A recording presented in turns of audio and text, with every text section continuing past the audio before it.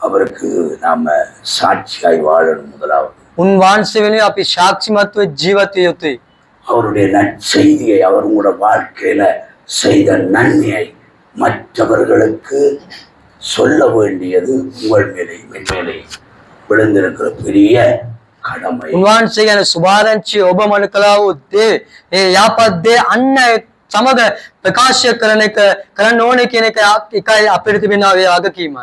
இதையெல்லாம் நாங்கள் மறந்து போகிறோம். ஏதோ நாங்கள் ரட்சிக்கப்பட்டுட்டோம், நாங்கள் வேலை செய்து நாங்களே இன்னும் பணத்துக்கு மேலே பணத்தை சம்பாதிச்சு கொஞ்சம் வீடு அதில் வேண்டி அதை வேண்டி இதை வேண்டி இதுதான் பரலோகம் என்ற மாதிரி இன்றைக்கு ரட்சிக்கப்பட்ட பிள்ளைகள் ஓடுவது பரிதாபம்.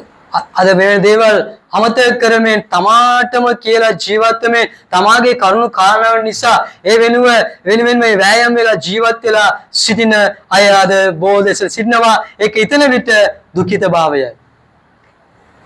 அவருடைய அழைப்பை மறந்து விட வேண்டாம்.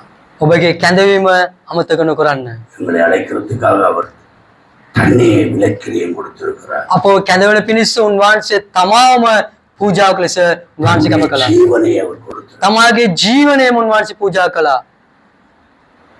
அழைப்பிலே நிலைத்திருங்கள். කැඳවීමේ ස්ථීරව සිටින්න. அழைப்பிலே நீங்கள் நிலைத்திருந்தால் කැඳවීමේ ඔබ ස්ථීරව සිටිනවා නම් உங்களுக்கு கர்த்தர் கொடுத்த அபிஷேகம் உங்களுக்குள்ளே இருக்கு. ඔබ තුළ උන්වහන්සේ දී තිබෙන ආලේපය ඔබ තුළම තිබෙනවා ඇත. ஹல்லேலூயா. හලෙලූයා. நீ விசுவாசி அழைக்கப்பட்டிருந்தா, ඔබ ඇදහිලිවන්තයෙක් ඇටියට කැඳවීම ලබා තිබෙනවා නම්, ஊழியக்காரனாய் அழைக்கப்பட்டிருந்தா, දේව දාසයෙක් ඇටියට කැඳවීම ලබා තිබෙනවා නම්, அந்த அழைப்பிலேயே சரியாய் ஒழுங்காய் ஓடு. ඒ කැඳවීමේ හරි ආකාරව ඔබ දුවන්න. அவர் உனக்குள்ளே வைத்த அபிஷேகம் பெரிய காரியங்களை இந்த தேசத்தில் நடப்பிக்கும். ඔබ තුළ උන්වහන්සේ තබා තිබෙන ආලේපය කන්නකොටගෙන මේ දේශයේ උන්වහන්සේ ඔබ කන්නකොටගෙන මාධ්‍යව කරනවා ඇත. ஹல்லேலூயா. හලෙලූයා. ஹல்லேலூயா. හලෙලූයා. அழைத்தவரை ஒரு நாளும் மறக்காதீங்க. කැඳවූ තැනන් වහන්සේව කිසි කලකට අමතක නොකරන්න. ஹல்லேலூயா. හලෙලූයා. ஆண்டவர் நல்லவர். ස්වාමීන් වහන්සේ ආපත්‍ය.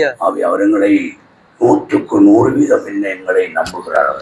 අපි අපිව උන්වහන්සේ 100% විශ්වාස කරනවා උන්වහන්සේ. அவருடைய வேலையை இந்த பூமியில நடப்பிக்கத்தான் கர்த்தரங்களை அழைத்திருக்கிறார். අද උන්වහන්සේගේ දේවාලේ පණිවිඩය කාරණාවක් කරන පිණිස තමයි අපව උන්වහන්සේ කැඳවා තිබෙන්නේ. இப்பொழுது இயேசு அங்கே இருக்கிறார். දැන් යේසුස් වහන්සේ කොයිද සිටින්නේ? இயேசு பரலோகத்திலே இருக்கிறார்.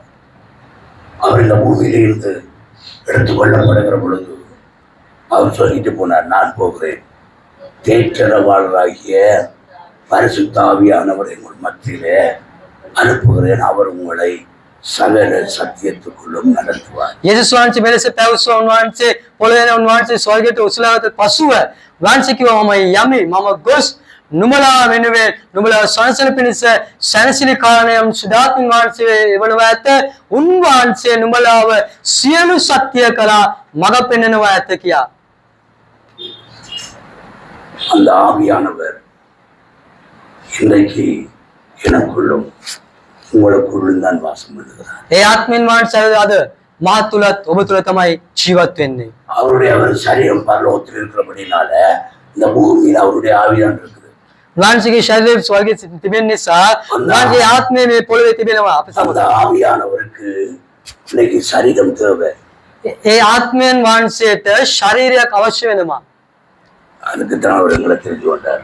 ඒ නිසා තමයි උන්වහන්සේ අපව තෝරාපත් කරගන්නේ. உங்களுக்குள்ளே வா என்று சொன்னால் ආත්මයෙන් ආත්මයන් වහන්සේ වහන්සේ මා තුල එන්නේ කියලා කියනවා නම් அவர் நமக்குள்ளே வந்து වහන්සේ අප තුල පැමිණ நமக்குள்ளே வாசம் பண்ணி අප තුල වාසය කොට இயேசுவுடைய பிரதானமான நோக்கத்தையும் சித்தத்தையும் இந்த பூமியிலே நிறைவேற்றுவதற்காகத்தான் எனக்குள்ளும் உங்களுக்குள்ளும் ආවියාගේ දෙවියන් இருக்கிறார். යේසුස් වහන්සේගේ ප්‍රධාන අරමුණ ඉෂ්ට කරන පිණිසයි මේ පොළොවේ ඔබ තුලත් මා තුලත් ශිරාත්මයන් වහන්සේ වාසය කරමින් සිටින්නේ.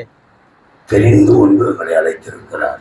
වහන්සේ තෝරාපත් කොට අපව කැඳවා තිබෙනවා. நாங்கள் எவ்வளவு விசுவாசித்தவர்கள். කොච්චර අපි විශ්වාසවන්තයිද? இந்த விசுவாசித்த அழைப்பை பெற்ற நீங்களும் நானும் මේ විශේෂිත කැඳවීම ලැබුවා ඔබ මම. அவருடைய அழைப்பையும் தெரிந்து கொள்வதையும் உதாசீனம் செய்யாதபடிக்கு උන්වහන්සේගේ කැඳවීම සහ තෝරාපත් වීම අපහාස නොකර அவருடைய சித்தத்தை நாங்கள் நிறைவேற்ற උන්වහන්සේගේ කැමැත්ත අපි ඉෂ්ට කරන පිණිස எங்களை நாங்கள் அர்ப்பணிப்போமா. අපි අපව කැප කරමුද? கர்த்தர் நம்மோடு இருந்து இதுவரை நம்மை நடத்துவதை விட இனி வரப்போற காலங்கள்ல கர்த்தர் அதிகமான காரியங்களை உங்கள் வாழ்க்கையில கற்று ස්වාමීන් වහන්සේ අවසම සිටමින් මෙතරම් දුර මඟපින තැන් වහන්සේ මේකට වඩා උන්වහන්සේ මාත් දේවල් කරනවා ඇත ඔබ තුලත් මා තුලත්. ஆண்டவர் உங்கள் ஒவ்வொருவரையும் ஆசீர்வதிப்பார். ස්වාමීන් වහන්සේ ඔබ එකිනෙකිනව ආශිර්වාද කරනවා ඇත. தேவசமத்தில் கேட்ட வார்த்தைக்கு எல்லாரிடத்திலிருந்து அவருடைய சமூகத்தை நாங்கள் ஒப்புக் கொடுப்போம். அழைப்பையும் தெரிந்து கொள்வதில் நாம் உறுதியாக வெற்றி கொள்ள வேண்டும்.